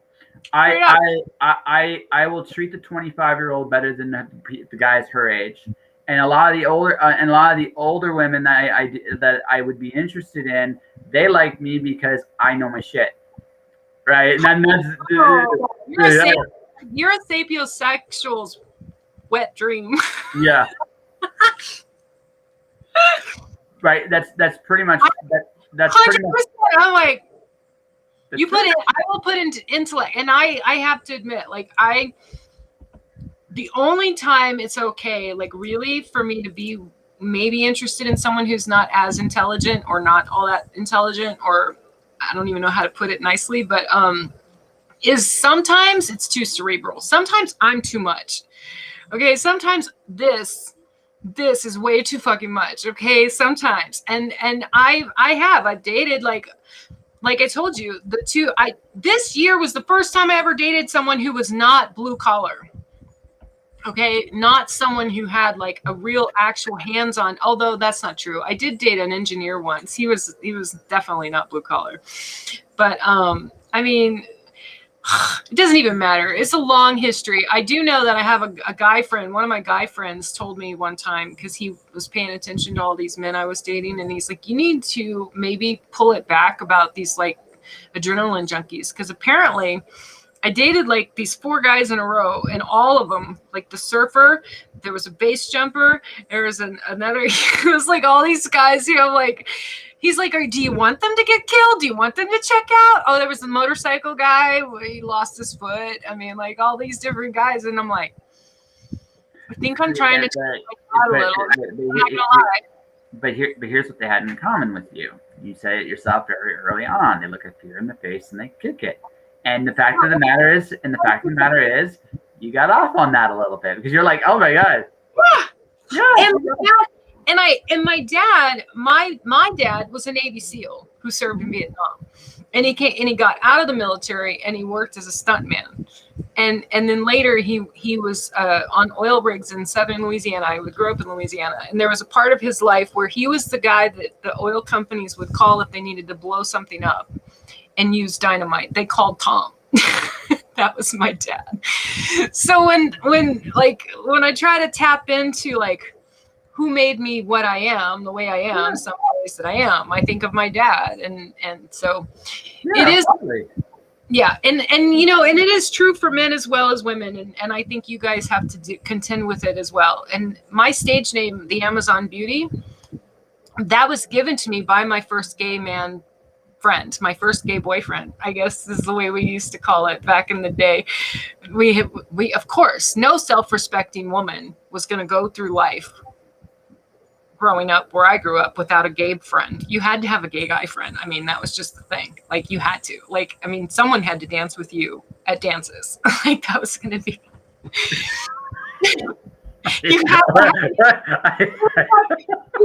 you had this like friend checklist. You need the fat girl, you need the gay guy. Oh good God. You had to have a certain quota, and so you had to I'm sorry, Josh. The comment just showed up to your interview. No, it's okay. It's okay. It's just like what the. What the hell just happened? So I was 15 years old in ninth grade or some shit. And Mason, Nick, he's the one who gave me that name. He gave me the name the Amazon Beauty because he said I was the perfect combination of a girl who looked like she was going to go to war to kick your ass, or she was going to be sweet and bring you a muffin. I don't even remember exactly what he said, but that was total. And that's a perfect way to describe me. I mean, there's been a million other ways that people have described what you and I have been talking about.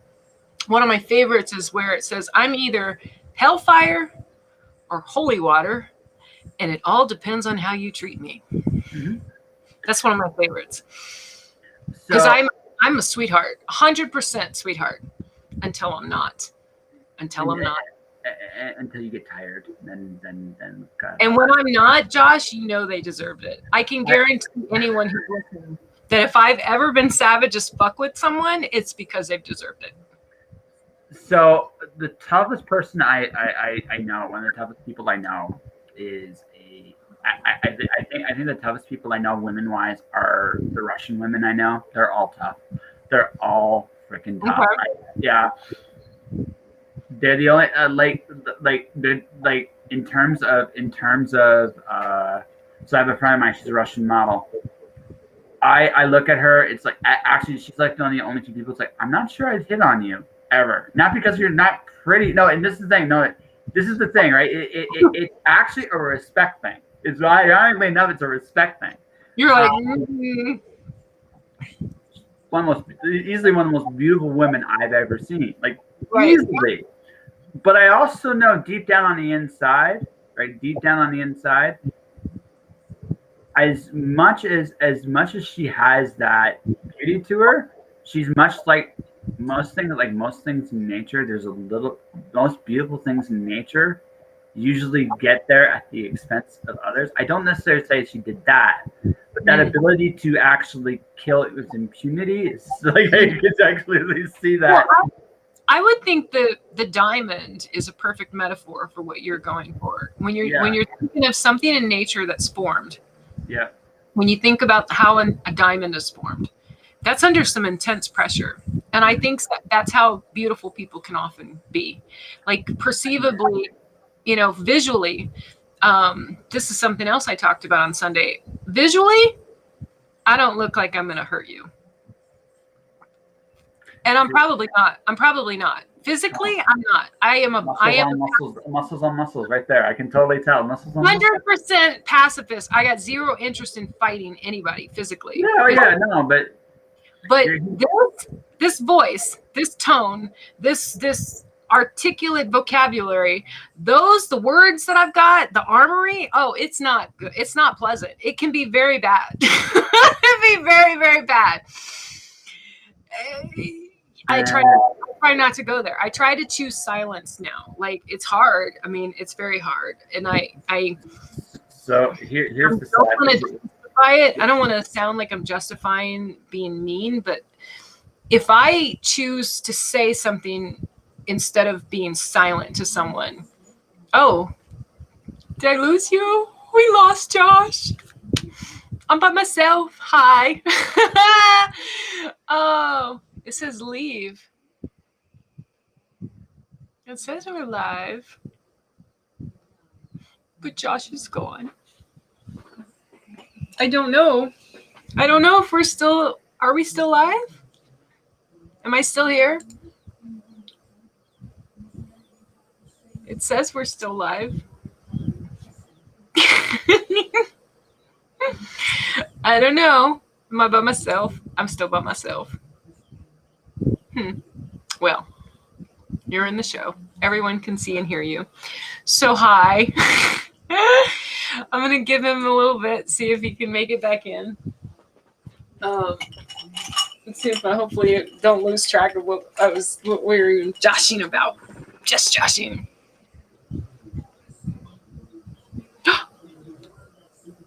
No, it really is just me. How's that even possible?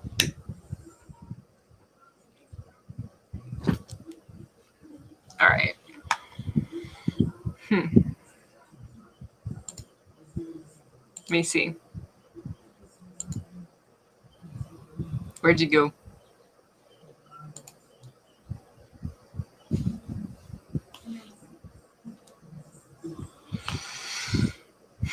That was fun. That was really fun. That was a lot of fun. I think I'm gonna go.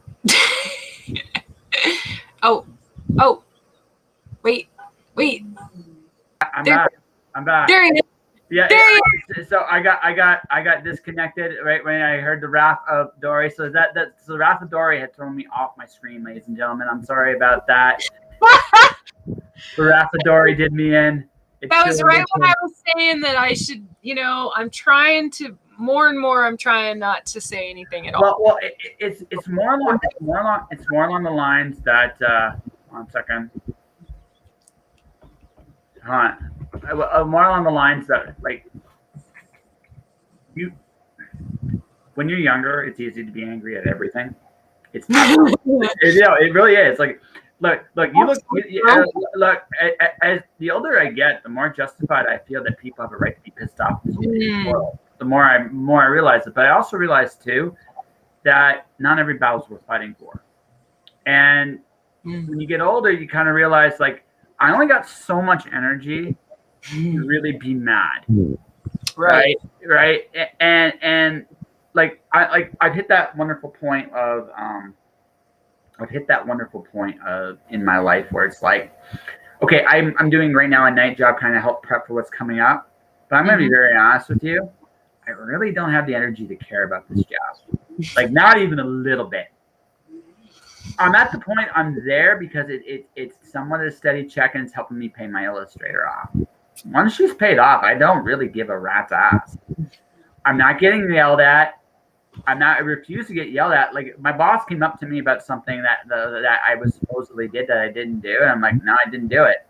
Well, the machine says this. I don't give a rat's ass what the machine says. I didn't do it. Come watch me. I don't give a rat's ass. I don't care, right? I at this point in the game, especially with the job I have, it's all these jobs are cheap. The only reason why I'm even giving you the time of day is, frankly, I just need a steady check right now. But not that much.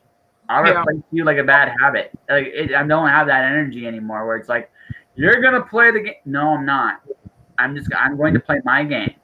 Period. Yeah. Now, I'm not going to be a dick about it. I'm not trying to step on toes. I really don't care where people stand on some things. Because honest to God, it doesn't matter. I'm not going to change their minds. Right?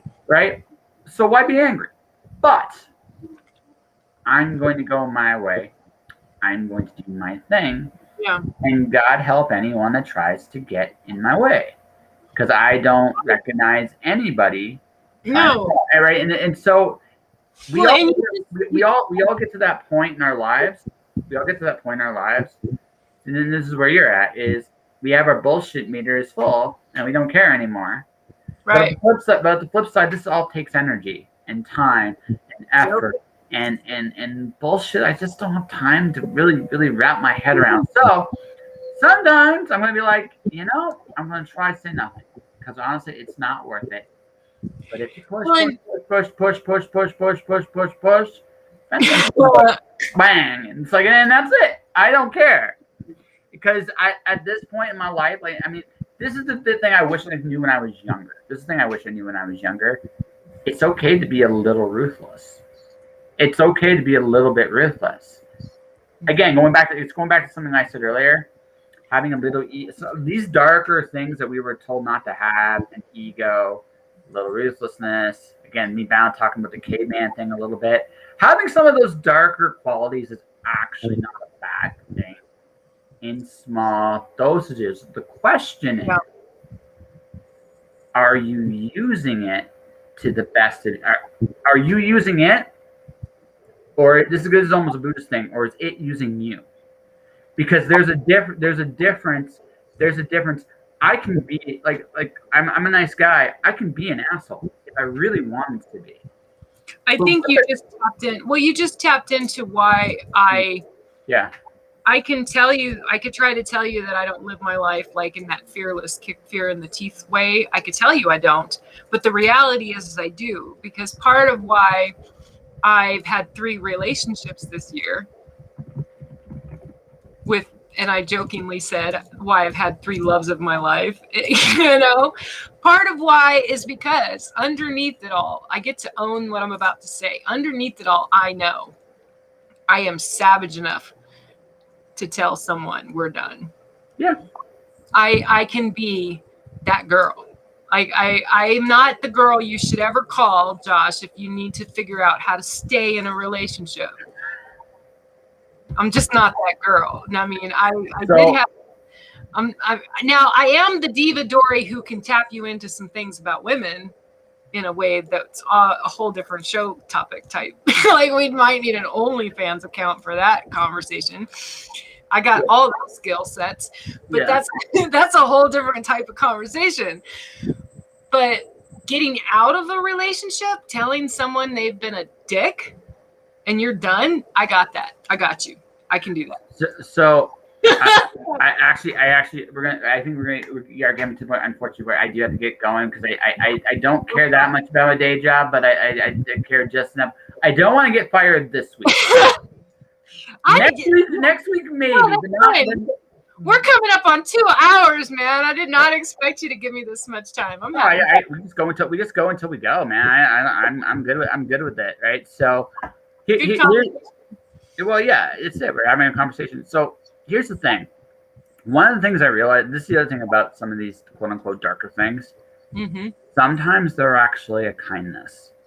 Like, look, saying no to somebody is actually, if you know this isn't going to work, walking away is actually the best thing for both of you, right? That's a relationship thing, because the thing is, you know where you stand, right? You know where you stand. Now, I don't necessarily have to, go Chernobyl on them. Again, diplomacy is a good thing, a little bit.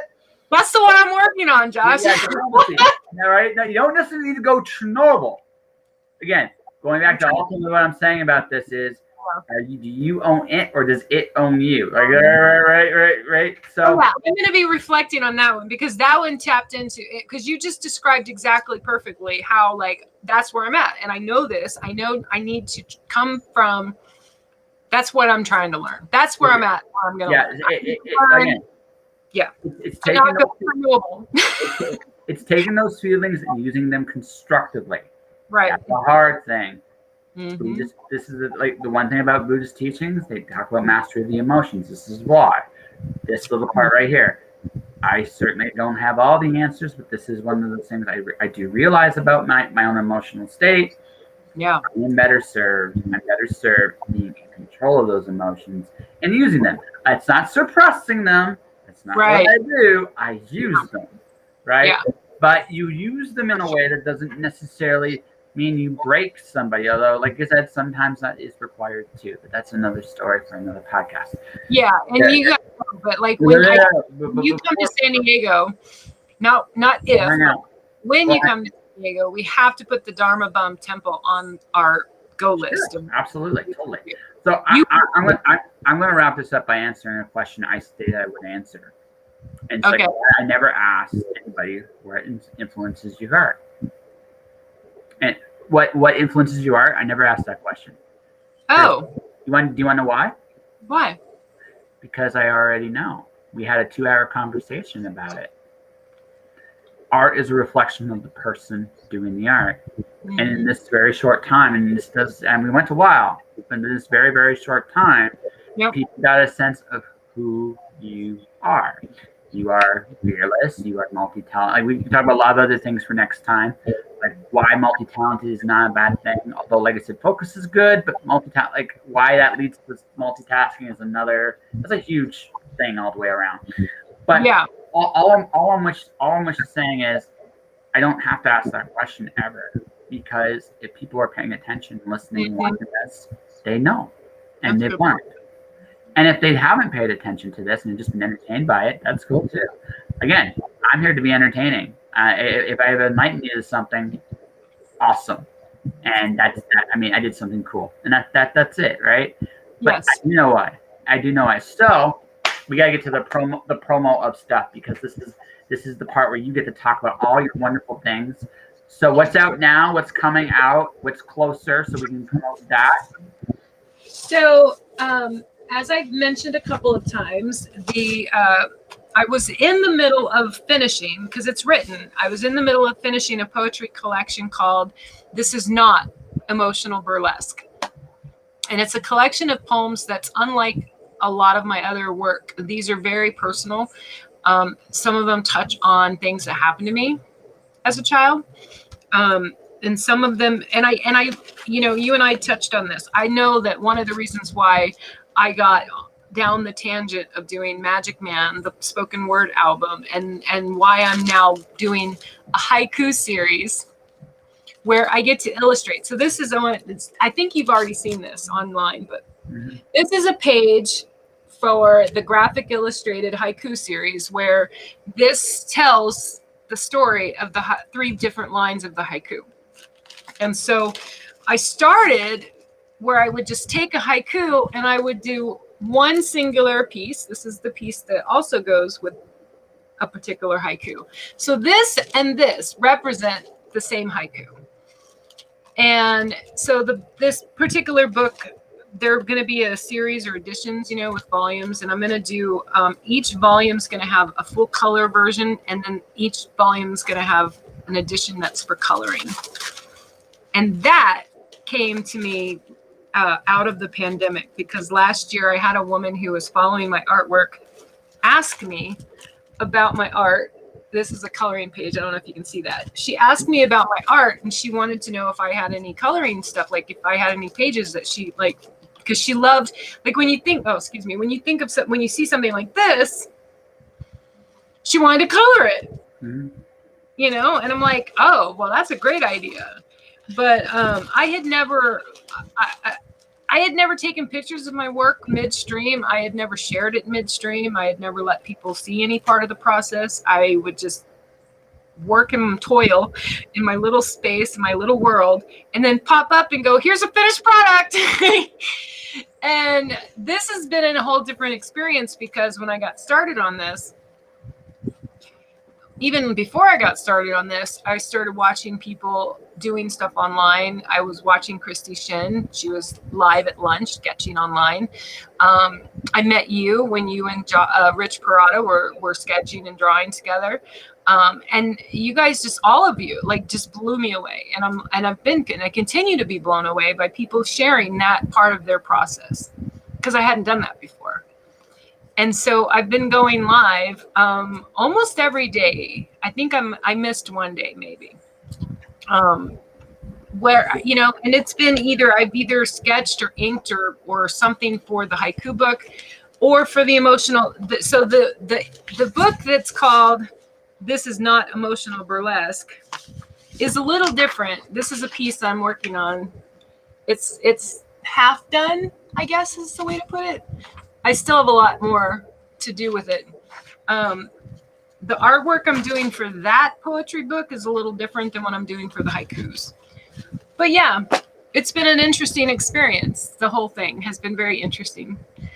And so the only other promo thing I could say is that if anyone out there likes spoken word poetry, the full complete album of Magic Man is on. You can watch the videos on YouTube. Every single poem has a fully produced music video for it. The album itself can be found on Apple or Spotify. It's called Magic Man, and it was a tribute to Van Bates, who is in this picture here. He was a local hip hop artist who actually rap, hip hop, punk. The man, he and I, one of the reasons we related as creators was he had no real genre, really. You know, like if he did at the time of the end, you know, like the work he did at the end, his music at the end, he was someone who didn't give a fuck, excuse my French, about titles and definitions and genres and trying to box himself in. He didn't believe in any of that stuff. And that's one of the reasons why creatively I was doing that even before I met him. And I don't like to be boxed in. or caged or told that I have to do something a certain way. And like this whole experience of like this haiku series, for example, I've never done anything like that really, where where I've written something and then I'm taking art. What I have done in some of my other the poetry books that I have that are on Amazon that I have self-published, they have my art is in them. I have color photos of my art in them, but the art wasn't created for the poem. That kind of thing. Does that make sense? I got you. Well, secretly, yeah. I think you're a closet comic book creator, but that's okay. We'll leave that for another day. Dori Jones coming out as an artist and comic creator on this show. That will do it, everybody, for tonight. I have Janie Taylor tomorrow. We're going to be talking about how she came back into being openly acknowledging of Christianity. That's going to be a fun little conversation. I got some really cool guests coming up the rest of the week. Nice. Alice Zero is available now on Amazon. It is an Elgin Award-nominated chapbook. Alice 1 comes out November 1st. If you want to help this channel, hit the subscribe button. Let people know about it as it is. I'm trying to hit affiliate as is right now. I'm close, getting there, bit by bit, but we're close. Beyond all that, guys, thanks for watching. Thanks for listening. Stay inspired. Keep shining, and I'll see you guys tomorrow. Thanks.